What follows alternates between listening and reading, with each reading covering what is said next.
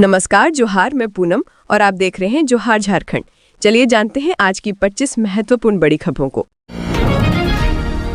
रांची में चोरी की बाइक के साथ 8 गिरफ्तार, अंतर्राज्यीय गिरोह का भंडाफोड़। राजधानी रांची में बाइक चोरी और अवैध गतिविधियों में संलिप्त एक अंतर्राज्यीय गिरोह का पर्दाफाश हुआ है। एसएसपी राकेश रंजन को मिली गुप्त सूचना के आधार पर जगन्नाथपुर पुलिस ने त्वरित कार्रवाई करते हुए 3 शातिक चोरों को गिरफ्तार किया है और उनकी निशानदेही पर कुल 8 चोरी की मोटरसाइकिलें बरामद की हैं। पुलिस को गुप्त सूचना मिली थी कि साग तालाब के पास कुछ व्यक्ति एकत्रित होकर सिगरेट आदि का नशापान कर रहे हैं और अड्डेबाजी कर रहे हैं। मौके पर पहुंचकर पुलिस टीम ने छापेमारी की और 3 व्यक्तियों को मौके से दबोच लिया। इनके पास से 2 कुल 8 चोरी की बरामद की गई। पकड़े गए चोरों में राज उर्फ विजय सिंह, संतोष उर्फ करण ठाकुर और विनीत उर्फ प्रिंस पासवान शामिल हैं। रामगढ़ के कांकेबार में फसल किया बर्बाद, रत जगाकर खेती बचाने की मजबूरी, वन विभाग बेपरवाह। रामगढ़ जिले के कांकेबार गांव में बीती रात किसानों के लिए किसी बुरे सपने से कम नहीं रही। करीब 18 हाथियों के झुंड ने गांव के खेतों में घुसकर आलू, प्याज, लहसुन और सरसों की फसलों को पूरी तरह रौंद डाला। सुबह जब किसान खेतों की ओर पहुंचे तो हर तरफ तबाही का मंजर था। महीनों की मेहनत कुछ ही घंटों में मिट्टी में मिल चुकी थी। ग्रामीणों का कहना है कि हाथियों के अचानक गांव में घुसने से अफरा तफरी मच गई और लोग जान बचाने के लिए घरों में दुबकने को मजबूर हो गए। फसल बर्बादी का असर सबसे ज्यादा महिला किसानों पर पड़ा है। प्रभावित महिला किसानों ने बताया कि खेती ही उनके परिवार की आय का एकमात्र साधन है। हाथियों द्वारा फसलें नष्ट किए जाने से उनके सामने भोजन, बच्चों की पढ़ाई और दैनिक जरूरतों का संकट खड़ा हो गया है। फुलेश्वरी देवी ने बताया कि आलू, प्याज, लहसुन और सरसों की पूरी फसल खत्म हो चुकी है। उनका कहना है कि खेत और घर की दूरी महज 100 मीटर है। ऐसे में हर रात डर के साए में गुजरती है। अब यहाँ रहना भी मुश्किल लगने लगा है। ग्रामीणों और किसानों ने बताया कि हाथियों के डर से उन्हें रात भर जागना पड़ता है। कई बार मशाल, ढोल और पटाखों से हाथियों को भगाने की कोशिश की गई, लेकिन झुंड बड़ा होने के कारण प्रयास नाकाम रहे। किसानों का आरोप है कि वन विभाग को फोन करने के बावजूद अधिकारी समय पर मौके पर नहीं पहुंचते। नुकसान के आकलन के लिए गठित समिति के सदस्य भी अब तक गांव नहीं पहुंचे हैं, जिससे किसानों में नाराजगी और असुरक्षा की भावना बढ़ती जा रही है। किसान सुरेंद्र महतो ने बताया कि उनकी आलू की पूरी फसल नष्ट हो गई है और अब सरकार से मुआवजे की उम्मीद ही सहारा है। वहीं वन विभाग के रेंजर बटेश्वर पासवान ने कहा कि विभाग की टीम इलाके में लगातार कैंप कर रही है। हाथियों को जंगल की ओर खदेड़ने का प्रयास किया जा रहा है। उन्होंने बताया कि रामगढ़ जिले के टांकेवैक क्षेत्र में 18 हाथियों का झुंड मौजूद है। रेंजर के अनुसार जिन किसानों की फसल बर्बाद हुई है उन्हें फार्म भरकर देना होगा ताकि मुआवजा दिया जा सके। चतरा राजधर साइडिंग के पास हाईवा पर गोलीबारी, राहुल सिंह गिरोह ने लिया जिम्मा। चतरा जिले के पिपरवार थाना क्षेत्र स्थित राजधर साइडिंग के पास गोलीबारी का मामला सामने आया है। राहुल सिंह गिरोह ने सोशल मीडिया पर प्रेस विज्ञप्ति जारी कर घटना की जिम्मेदारी ली है। प्रेस विज्ञप्ति में कहा है कि राजधर रेलवे साइडिंग के पास कल्याणपुर चौक पर ट्रांसपोर्टिंग हाईवा पर हुई फायरिंग की जिम्मेवारी राहुल सिंह गिरोह लेता है। गिरोह ने फायरिंग की घटना के लिए मुन्ना अंसारी को जिम्मेवार ठहराया। कहा कि पिपरवार के कोयलांचल क्षेत्र में विभिन्न रेलवे साइडिंग पर कार्यरत सभी को ये अंतिम चेतावनी है। कहा कि ये सिर्फ याद दिलाने के लिए था कि पहले ही तरह मैनेज करके काम करें, नहीं तो अगली बार किसी को भी बख्शा नहीं जाएगा, चाहे फिर वो कोई भी हो। नगर निकाय चुनाव, एक ही बैलेट बॉक्स में पड़ेगा पार्षद, मेयर का वोट। मतदाताओं को दिए जाएंगे अलग अलग रंग के बैलेट पेपर। बैलेट पेपर के जरिए इस बार हो रहे नगर निकाय चुनाव में मतदाताओं को एक ही बैलेट बॉक्स में पार्षद और मेयर का वोट देना होगा। हालांकि इसके लिए पार्षद और मेयर के लिए 2 अलग अलग रंगों के बैलेट पेपर मतदाताओं को मिलेंगे। राज्य निर्वाचन आयोग ने चुनाव प्रक्रिया को सुव्यवस्थित ढंग से संचालित करने के लिए सभी आरओ और एआरओ को प्रशिक्षित करने का निर्णय लिया है। इसके लिए राज्य निर्वाचन आयोग कार्यालय में 16 जनवरी को 1 दिवसीय प्रशिक्षण कार्यक्रम आयोजित किया जाएगा। दिन भर चलने वाले इस प्रशिक्षण कार्यक्रम में चुनाव प्रक्रिया को नियमानुसार संचालित कराने की जानकारी दी जाएगी। राज्य निर्वाचन आयोग ने सभी जिलों को 50-50 चुनाव चिन्ह जारी करते हुए नॉमिनेशन के बाद प्रत्याशियों को चुनाव चिन्ह आवंटित करने का निर्देश दिया है। बातचीत में राज्य निर्वाचन आयोग के सचिव राधेश्याम प्रसाद ने कहा कि प्रत्येक मतदान केंद्र पर पर्याप्त बैलेट बॉक्स रहेगा, जिसमें मत देने का काम होगा। उन्होंने कहा कि बैलेट बॉक्स की रंगाई और मरम्मती का काम जिला स्तर पर की जा चुकी है। उन्होंने कहा कि मेयर का बैलेट पेपर पिंक रंग का होगा, जबकि वार्ड पार्षद के लिए बैलेट पेपर सफेद रंग का होगा। राज्य निर्वाचन आयोग द्वारा एक ही बैलेट बॉक्स में पार्षद और मेयर का वोट डालने के निर्णय से काउंटिंग में अत्यधिक विलंब होने की संभावना बढ़ गई है। काउंटिंग के वक्त सभी बैलेट बॉक्स से दोनों पद के लिए मिलने वाले बैलेट पेपर को अलग अलग किया जाएगा। हालांकि दो अलग अलग रंग में बैलेट पेपर होने से छांटने में आसानी होगी। इसके बावजूद काउंटिंग में स्वाभाविक रूप से देरी होने के कारण चुनाव परिणाम आने में वक्त लगेगा। बहरहाल प्रशिक्षण कार्यक्रम पूरा होने के बाद चुनाव की घोषणा इस महीने के अंत तक होने की संभावना है। गौरतलब है कि राज्य में 48 नगर निकायों का चुनाव कराने के लिए वार्ड पार्षद और मेयर अध्यक्ष के पदों का आरक्षण की प्रक्रिया पूरी हो चुकी है। जाहिर तौर पर प्रशिक्षण उपरांत आयोग एक उच्च स्तरीय समीक्षा बैठक के बाद चुनाव की घोषणा करने की प्रक्रिया पूरी करने में सक्षम होगा। सिमडेगा के अंबापानी घाटी में सड़क दुर्घटना में एक बाइक सवार की मौत। ठेठई टांगर के अंबापानी घाटी में बीते दिन सड़क हादसे में एक बाइक सवार की मौत हो गई। जानकारी के मुताबिक बाइक सवार ठेठई टांगर से घर लौटते समय अज्ञात वाहन की चपेट में आ गया और गंभीर रूप से घायल हो गया। स्थानीय लोगों ने घायल को रेफरल अस्पताल में भर्ती कराया, जहां डॉक्टर ने उसे मृत घोषित कर दिया। मृतक की पहचान बरपानी चट्टान टोली निवासी 52 वर्षीय सुलेमान कंडुलना के रूप में हुई। वहीं मामले की सूचना पर पुलिस ने शव को कब्जे में लेकर अस्पताल भेज दिया है। पुलिस अज्ञात वाहन चालक के खिलाफ मामला दर्ज करते हुए वाहन चालक का पता लगाने में जुटी है। रांची वासियों को मिलेगी हाईटेक टॉयलेट की सुविधा। 5 रुपए का सिक्का डालने पर खुलेगा दरवाजा। खासियत है बेशुमार। रांची नगर निगम क्षेत्र के सभी चौक चौराहों पर मॉड्यूलर टॉयलेट देखने को मिल जाएंगे, लेकिन इस्तेमाल करने से लोग झिझकते हैं। वजह है गंदगी, बदबू और पानी का अभाव। ज्यादातर मॉड्यूलर टॉयलेट में ताले लटके नजर आते हैं। आज तक ये जरूरी व्यवस्था सुचारू नहीं हो पाई है। इस दिशा में एक नई पहल से उम्मीद की किरण जगी है। रांची में स्मार्ट सिटी मिशन के तहत शहरवासियों को OTT आधारित स्मार्ट टॉयलेट की सुविधा देने की तैयारी शुरू हो चुकी है। पायलट प्रोजेक्ट के तहत स्मार्ट सिटी में इसकी शुरुआत हो गई है, जो खासियतों की वजह से चर्चा के केंद्र में है। ये टॉयलेट पूरी तरह ऑटोमेटिक सिस्टम से चलेगा और 5 रुपए का सिक्का डालने पर ही दरवाजा खुलेगा। उपयोगकर्ता को पहले बाहर लगे स्लॉट में सिर्फ 5 रुपए का सिक्का डालना होगा। इसके बाद दरवाजा अपने आप अनलॉक हो जाएगा। अंदर प्रवेश करते ही सेंसर और हाईटेक सिस्टम के जरिए लाइट, वॉश बेसिन, फ्लश और एग्जॉस्ट फैन ऑटोमेटिक तरीके से संचालित होंगे। नगर विकास एवं आवास विभाग के मंत्री सुदिव्य कुमार ने बताया कि ये सिस्टम OTT पर आधारित है। प्रायोगिक तौर पर इसकी शुरुआत की गई है। इसमें पानी की खपत बहुत कम होती है। अगर ये सिस्टम कारगर साबित होता है तो सभी पर्यटन स्थलों और सार्वजनिक जगहों पर इसकी व्यवस्था सुनिश्चित की जाएगी। टॉयलेट के अंदर किसी तरह की छेड़छाड़ या तोड़फोड़ की कोशिश होते ही लॉकिंग सिस्टम एक्टिव होकर दरवाजा अपने आप बंद हो जाएगा। CCTV और रियल टाइम मॉनिटरिंग के जरिए नगर निगम कंट्रोल रूम से इन स्मार्ट टॉयलेट्स पर लगातार नजर रख सकेगा, जिससे चोरी और वैंडलिज्म की घटनाओं पर रोक लगेगी। हर उपयोग के बाद ऑटो फ्लश और ऑटो क्लीनिंग सिस्टम सक्रिय होकर टॉयलेट को स्वतः साफ करेगा, जिससे बदबू और गंदगी की समस्या नहीं रहेगी। हैंड वॉश, साबुन डिस्पेंसर और ड्रायर जैसी सुविधाएं भी ऑटो सेंसर पर चलेंगी, जिससे बिना किसी नल या स्विच को छुए स्वच्छता बनी रहेगी। नगर निगम ने शहर के व्यस्त चौक चौराहों, बस स्टैंड और भीड़-भाड़ वाले सार्वजनिक स्थानों पर ऐसे कई स्मार्ट टॉयलेट लगाने की योजना तैयार की है। पायलट प्रोजेक्ट की सफलता के बाद चरणबद्ध तरीके से नए वॉशरूम स्थापित किए जाएंगे, ताकि राजधानी में सार्वजनिक शौचालयों की कमी दूर हो सके और स्वच्छता अभियान को गति मिल सके। जमशेदपुर में खड़े ट्रक में घुसी स्कूटी, एक ही परिवार के 3 की मौत, 1 घायल। पूर्वी सिंहभूम जिले के मुसाबनी थाना क्षेत्र में भीषण सड़क हादसा हो गया, जहां बीती रात सुरदा स्थित यूनियन बैंक के पास खड़े हाईवा से टकराए बाइक सवार 2 सगे भाई और भांजा समेत 3 की मौत हो गई। वहीं एक भाई गंभीर रूप से घायल हो गया। घायल भाई राहुल कर्मकार को घाटशिला अनुमंडल अस्पताल में भर्ती कराया गया, जहां से प्राथमिक उपचार के बाद जमशेदपुर के MGM अस्पताल रेफर कर दिया गया। मृतक की पहचान घाटशिला थाना क्षेत्र के जगन्नाथपुर निवासी रोहित कर्मकार, समीर कर्मकार और राजगोप के रूप में हुई। बताया जाता है कि ससुराल से लौटने के दौरान खड़े ट्रक में स्कूटी सवार युवक घुस गए। वहीं दुर्घटना की जानकारी मिलने पर घाटशिला और मुसाबनी पुलिस घाटशिला अनुमंडल अस्पताल पहुंचकर जानकारी ली। अस्पताल में जगन्नाथपुर समेत आसपास के दर्जनों ग्रामीण पहुंच गए।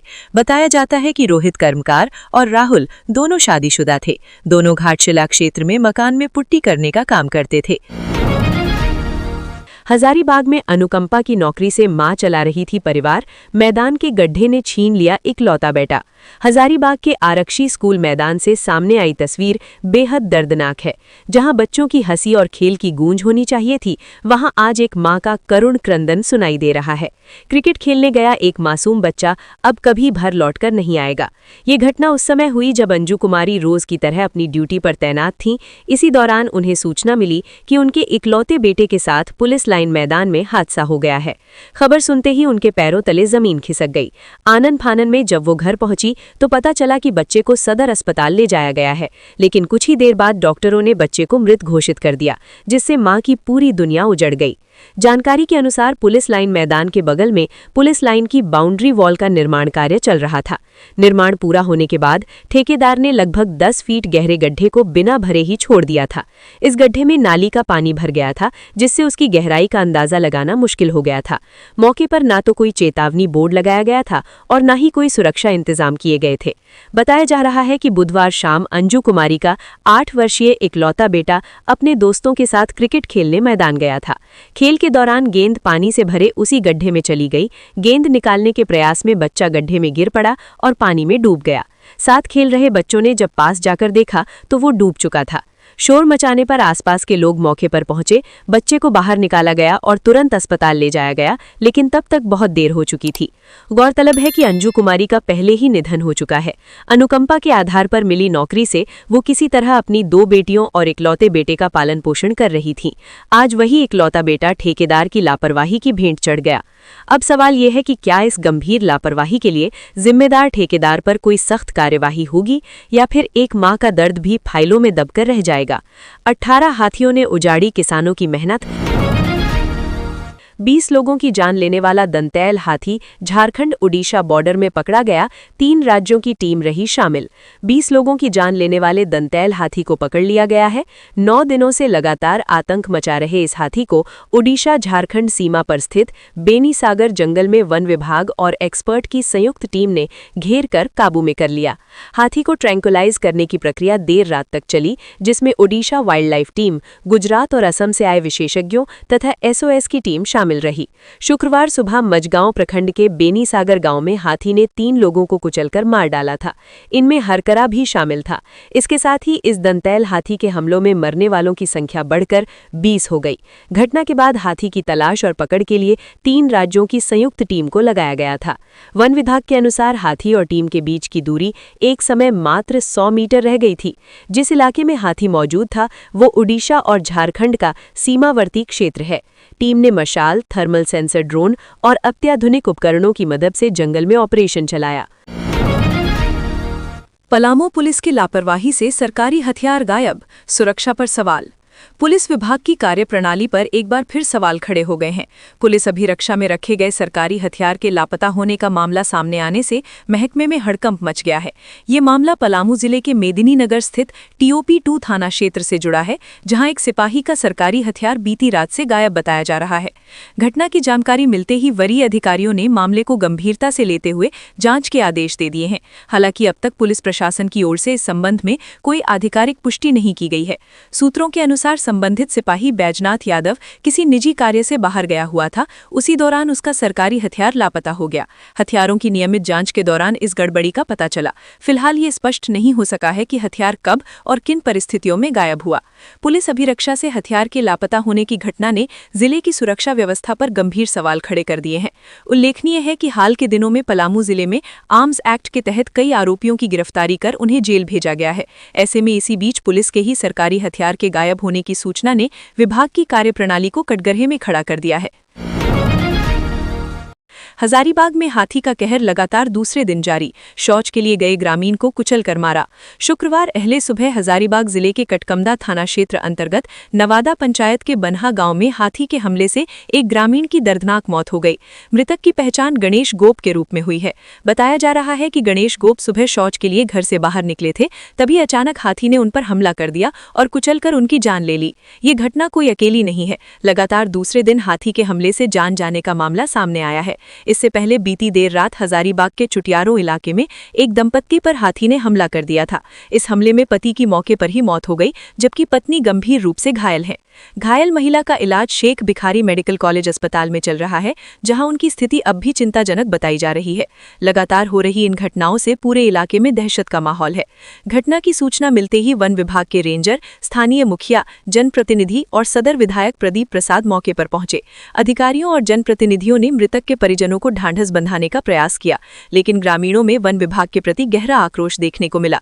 मौके पर मौजूद सदर विधायक प्रदीप प्रसाद ने वन विभाग पर गंभीर आरोप लगाए। उन्होंने कहा कि जिस इलाके में हाथियों की नियमित आवाजाही रहती है, वहां न तो माइकिंग की व्यवस्था की जा रही है और न ही समय रहते लोगों को सतर्क किया जा रहा है।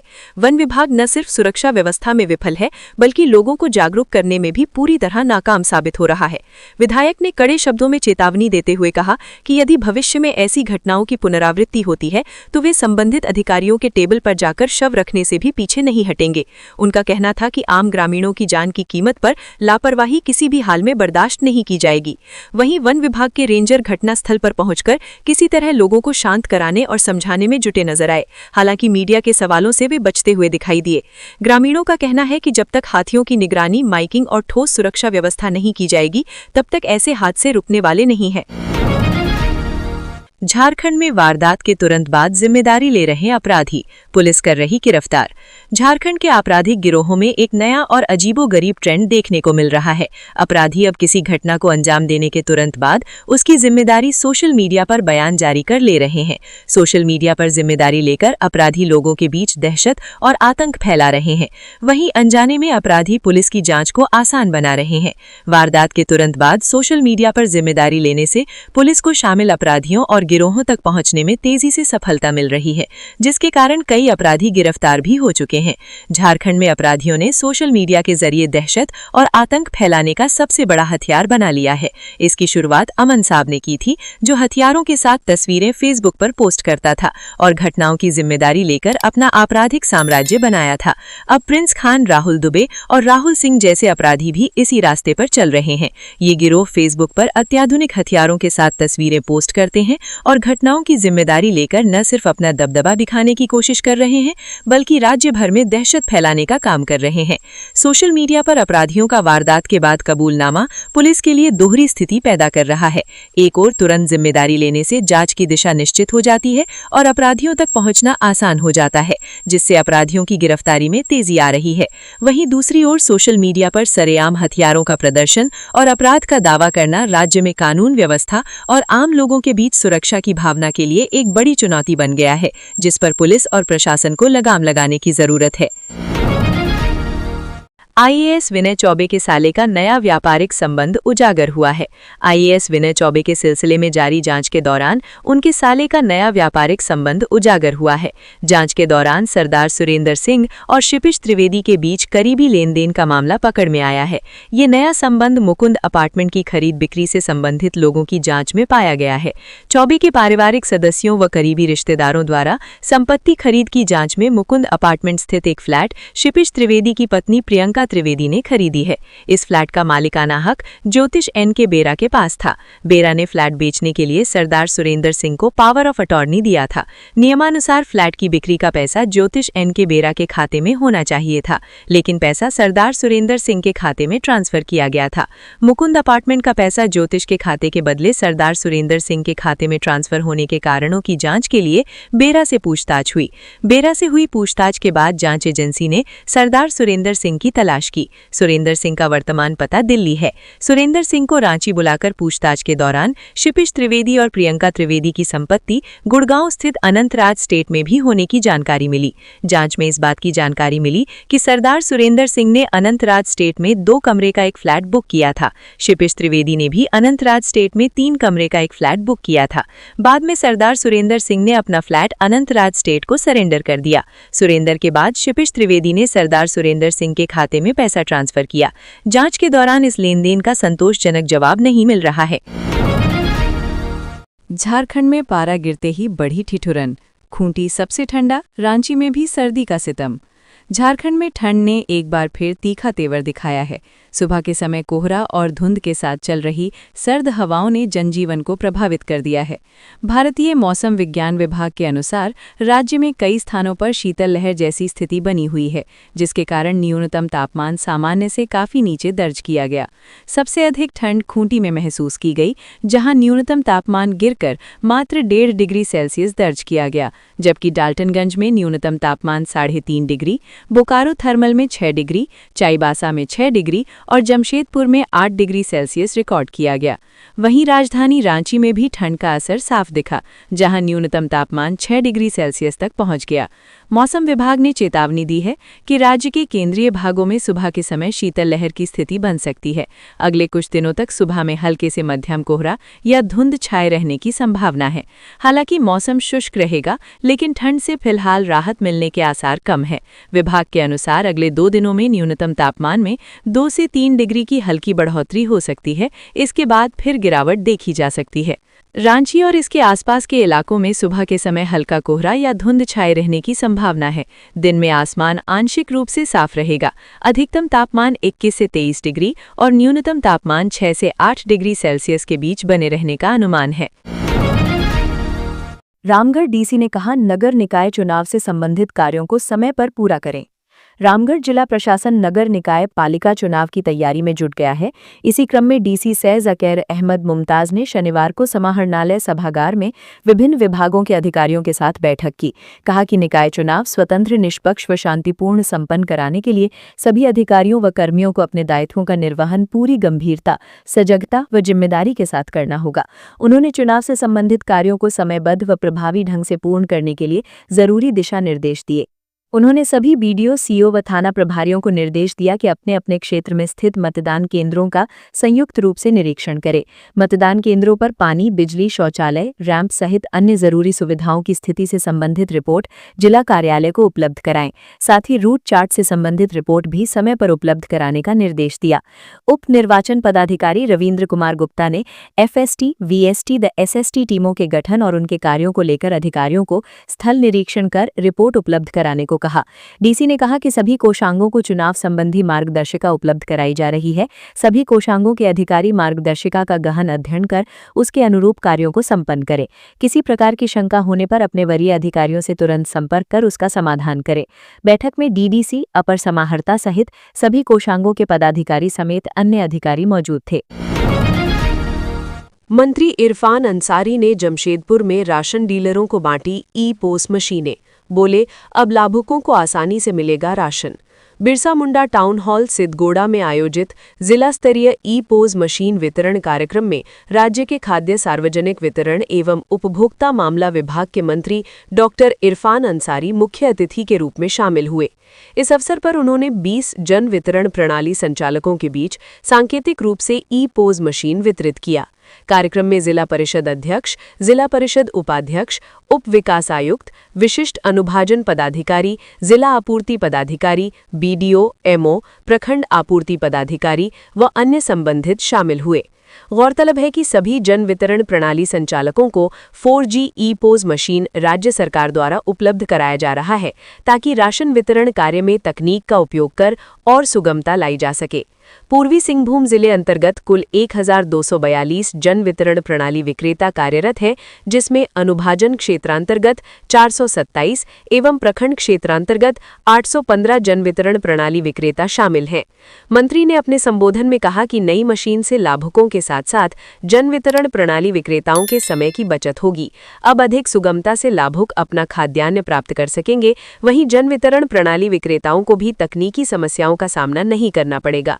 उन्होंने कहा कि राज्य भर में धान अधिप्राप्ति योजना के तहत खरीफ विपणन मौसम 2025-26 में बायोमेट्रिक सत्यापन कर निबंधित किसानों से धान का क्रय 15 दिसंबर 2025 से किया जा रहा है। इस वर्ष किसानों को 2.450 रुपये प्रति क्विंटल की दर से एक मुश्त एवं त्वरित भुगतान का प्रावधान किया गया है। ई उपार्जन मोबाइल एप्लीकेशन से किसान स्वयं पंजीकरण, स्लॉट बुकिंग और भुगतान स्थिति देख सकते हैं। गिरिडीह पुलिस को एंटी क्राइम चेकिंग में मिली बड़ी सफलता। चोरी की बाइक नंबर प्लेट बदलकर चला रहे थे 5 गिरफ्तार, मास्टरमाइंड फरार। गिरिडीह के नगर थाना क्षेत्र में एंटी क्राइम चेकिंग के दौरान पुलिस ने चोरी की एक मोटरसाइकिल बरामद की है। इस कार्रवाई में 5 आरोपियों को गिरफ्तार किया गया है, जबकि एक अन्य आरोपी फरार है। ये जानकारी डीएसपी नीरज कुमार सिंह ने दी। डीएसपी नीरज सिंह ने बताया कि चेकिंग के दौरान नेताजी चौक के पास सहायक अवर निरीक्षक प्रमोद प्रसाद ने काले रंग की ग्लैमर मोटरसाइकिल पर सवार 2 युवकों को रुकने का इशारा किया। पुलिस को देखते ही दोनों युवक बाइक मोड़कर भागने लगे, लेकिन सशस्त्र बल की मदद से पीछा कर उन्हें पकड़ लिया गया। पूछताछ में उनकी पहचान पचंबा थाना क्षेत्र के सुगासार निवासी रविंद्र साव और विजय साव, दोनों पिता गंदौरी साव के रूप में हुई। उनसे बाइक के कागजात मांगे गए, लेकिन वो कोई दस्तावेज प्रस्तुत नहीं कर सके। दोनों युवकों ने स्वीकार किया कि उन्होंने ये मोटरसाइकिल सत्यनारायण पांडे और सुनील कुमार दास से 15,000 रुपये में खरीदी थी।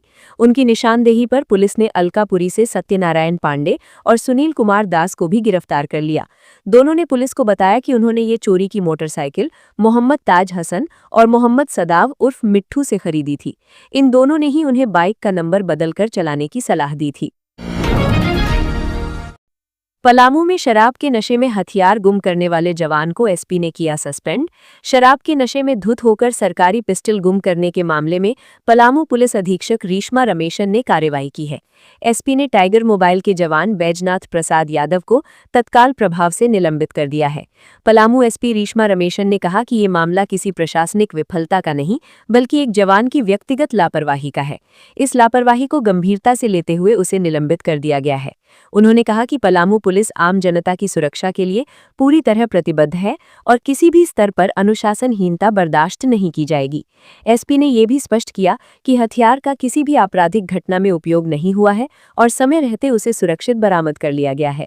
गौरतलब है कि सिपाही बैजनाथ यादव गुरुवार की रात करीब 12:40 में नशे की हालत में था और इसी दौरान उसका सरकारी हथियार कहीं गिर गया।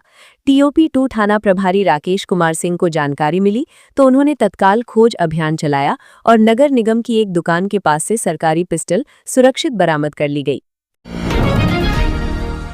विनय चौबे ने पद की शक्तियों का दुरुपयोग किया, बेल मिली तो गवाहों को प्रभावित कर सकते हैं। हाईकोर्ट। झारखंड हाईकोर्ट ने हजारीबाग के तत्कालीन डिप्टी कमिश्नर यानी डीसी और निलंबित आईएएस अधिकारी विनय कुमार चौबे को बड़ा झटका देते हुए उनकी नियमित जमानत याचिका खारिज कर दी है। जस्टिस संजय कुमार द्विवेदी की अदालत ने मामले की गंभीरता और आरोपी के प्रभावशाली पद को देखते हुए ये फैसला सुनाया। विनय चौबे पर एंटी करप्शन ब्यूरो यानी एसीबी ने हजारीबाग में पदस्थापना के दौरान सरकारी और प्रतिबंधित जमीनों के अवैध हस्तांतरण के मामले में केस दर्ज किया था। सुनवाई के दौरान अदालत ने तल्ख टिप्पणी करते हुए कहा कि एक आईएएस अधिकारी जिले में सरकार का प्रतिनिधि और रिकॉर्ड का कस्टोडियन होता है। रिकॉर्ड पर मौजूद सबूत बताते हैं कि याचिकाकर्ता बिचौलियों के जरिए इन लेन देन में गहराई से शामिल थे और विनय चौबे ने अपने पद की शक्ति का गलत इस्तेमाल कर कुछ लोगों को अनुचित लाभ पहुंचाया। हाल के दिनों में सामाजिक आर्थिक अपराधों में वृद्धि हुई है, जो देश की आर्थिक संरचना को प्रभावित करते हैं और सिस्टम में जनता के विश्वास को तोड़ते हैं। कोर्ट ने माना कि विनय चौबे एक अत्यंत प्रभावशाली पद पर रहे हैं। ऐसे में जमानत मिलने पर वो गवाहों को प्रभावित कर सकते हैं और दस्तावेजी सबूतों के साथ छेड़छाड़ कर सकते हैं। सुनवाई के दौरान एसीबी के वकील ने दलील दी कि विनय चौबे जांच में सहयोग नहीं कर रहे हैं और कई पहलुओं का जांच अभी भी लंबित है। वहीं कोर्ट के समक्ष उन गवाहों के बयान भी पेश किए गए जिन्होंने सीधे तौर पर बताया कि कैसे बिचौलियों के माध्यम से उन्हें डीसी से आश्वासन मिला था। हालांकि विनय चौबे की ओर से उपस्थित अधिवक्ता ने ये दलील दी कि उन्हें झूठा फंसाया गया है और एफआईआर में उनका नाम शुरुआत में नहीं था, लेकिन अदालत ने अपराध की गंभीरता को देखते हुए उन्हें राहत देने से इनकार कर दिया। रामगढ़ में जनगणना 2027 की तैयारी शुरू, जिला स्तरीय जनगणना कोषांग गठित। रामगढ़ जिले में जनगणना 2027 को लेकर तैयारियां शुरू हो गई हैं।